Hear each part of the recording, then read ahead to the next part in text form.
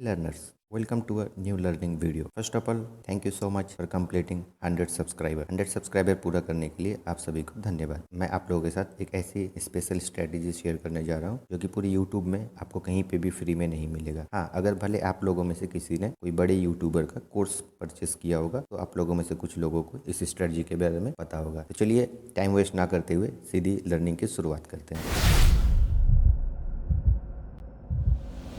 जो स्ट्रेटेजी मैं आप लोगों के साथ शेयर करने जा रहा हूँ इसका नाम है ABC स्ट्रेटेजी। तो वीडियो में बने रहिए। 3 इंडिकेटर्स का इस्तेमाल करेंगे जो कि हमारा पहला रहेगा ए फॉर एवरेज। एवरेज का जो इनपुट्स है उसे हम चेंज करके 50 कर लेंगे। सिंपल मूविंग एवरेज हमने यहाँ पे प्लॉट किया है। मैं सिंपल रहता हूँ, सिंपल खाता हूँ और सिंपल मूविंग एवरेज यूज करना पसंद करता हूँ। तो मूविंग एवरेज का इनपुट्स में आप देख सकते हैं हमने सिंपल कर दिया। सेकंड जो हमारा इंडिकेटर है बॉलिंजर बैंड, उसे भी हम यहाँ पे ऐड कर लेंगे और बॉलिंजर बैंड का जो मिडिल बैंड है उसे उसका कोई जरूरत नहीं है, हमें उसे हाइड कर देंगे। सेटिंग में कोई चेंजेस नहीं रहेगा। अपर बैंड को रेड कर देंगे और लोअर बैंड को ग्रीन कर देंगे। थर्ड जो हमारा कंपोनेंट है सी फॉर कैंडल स्टिक। तो इसमें हम जो कैंडल स्टिक यूज करने वाले हैं, हमारा पहला कैंडल स्टिक रहेगा हैमर और सेल के लिए शूटिंग स्टार, और सेकंड हमारा जो रहेगा कैंडल स्टिक वो रहेगा बुलिश हैरामी, और थर्ड हम जो कैंडल स्टिक यूज करेंगे वो है bullish engulfing and bearish engulfing. तो अब देख सकते हैं तीनों को हमने प्लॉट कर लिया। तो हमारा एंट्री क्राइटेरिया क्या रहेगा? एंट्री क्राइटेरिया रहेगा अगर हम बाई के लिए जा रहे हैं तो हमारा जो बॉलिंजर बैंड और मूविंग एवरेज है, पहले हम देखेंगे मूविंग एवरेज को। मूविंग एवरेज राइजिंग होना चाहिए। First criteria moving average must be rising, और सेकंड क्राइटेरिया है बॉलिंजर बैंड और मूविंग एवरेज पास होना चाहिए। अगर हम बाई के लिए जा रहे हैं तो बॉलिंजर बैंड का लोअर बैंड और मूविंग एवरेज 50 जो हमारा है दोनों पास पास होना चाहिए। और थर्ड क्राइटेरिया हमारा कैंडल स्टिक, वहाँ पे कोई हैमर या बुलिश हैरामी या फिर bullish engulfing candle stick pattern दिखना चाहिए। तो देखिए यहाँ पे हमारा ये क्राइटेरिया पूरा हुआ तो हम क्या करेंगे, by above the high stop loss below the लो, और हमारा टारगेट मिनिमम 2:1 रहेगा। इस स्ट्रेटेजी को हम स्विंग ट्रेडिंग में सिर्फ यूज कर सकते हैं, इंट्राडे में इसे यूज नहीं कर सकते। इसीलिए हमारा टाइम फ्रेम जो है डेली का रहेगा। आई रिपीट, हम सिर्फ डेली टाइम फ्रेम का यूज करेंगे। इस स्ट्रेटजी को 15 मिनट, 30 मिनट या अदर्स कोई भी टाइम फ्रेम पे हम यूज नहीं कर सकते। तो अभी चलिए आगे चल के हमारा स्ट्रेटजी कितने % एक्यूरेसी के साथ काम कर रहा है। तो ये हमारा भारतीय एयरटेल का चार्ट है, और जैसा कि मैंने आपको कहा टाइम फ्रेम डेली का ही रहेगा। तो ये हमारा भारतीय एयरटेल का डेली का चार्ट है, और हमारा यहाँ पे फर्स्ट क्राइटेरिया देखिए मूविंग एवरेज राइजिंग है, सेकंड बॉलिंजर बैंड के लोअर बैंड और मूविंग एवरेज दोनों पास है, और थर्ड हमारे यहाँ पे हैमर कैंडल स्टिक है। तो हम क्या करेंगे, by above the high stop loss below the लो, और ये हमारा 3:1 4:1 का ऑलमोस्ट टारगेट आ गया और हम 2:1 पे एग्जिट करेंगे। नेक्स्ट देखिए भारतीय एयरटेल में और भी एक, ये जो भी आप चार्ट देख रहे हैं ये रिसेंट का चार्ट है। आप देख सकते हैं यहाँ पे देखिए एक हमारा ट्रेड बना by above the high stop loss below the लो, और हमारा 5:1 6:1 का टारगेट आ गया और हम 2:1 पे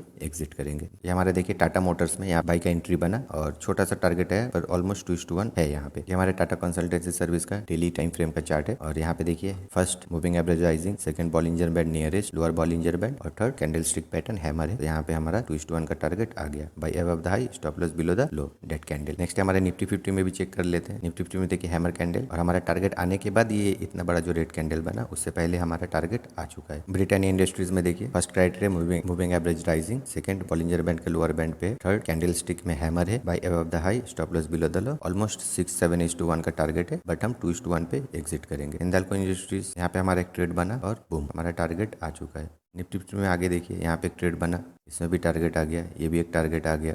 तो पहले आप लोग स्ट्रेटजी को प्रैक्टिस कीजिए और देखिए कितना % एक्यूरेसी आ रहा है। इससे पहले मैंने एक वीडियो डाला है रिस्क मैनेजमेंट का, तो जो भी स्ट्रेटजी यूज़ करें रिस्क मैनेजमेंट फॉलो करना बहुत ज़रूरी है। बिना रिस्क मैनेजमेंट का कोई भी स्ट्रेटजी को आप फॉलो नहीं कर सकते। आज के लिए बस इतना ही। Thank you for watching.